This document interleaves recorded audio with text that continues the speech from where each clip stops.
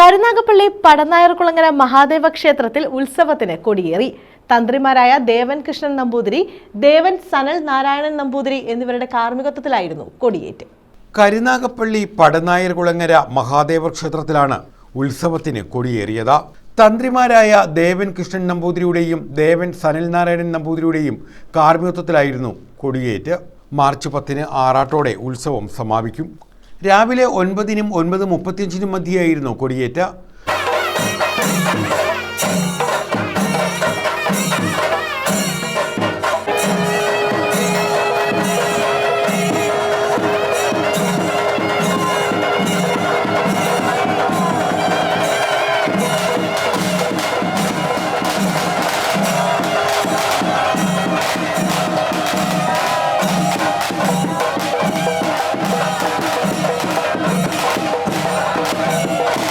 തുടർന്ന് കൊടിയേറ്റ് സദ്യ, പഞ്ചരത്ന കീർത്തനാലാപനം എന്നിവയും നടത്തി.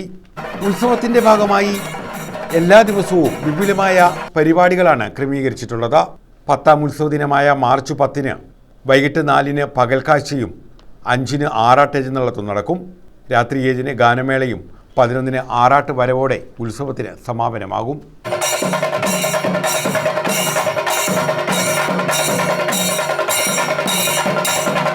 News bureau, Karunagappally.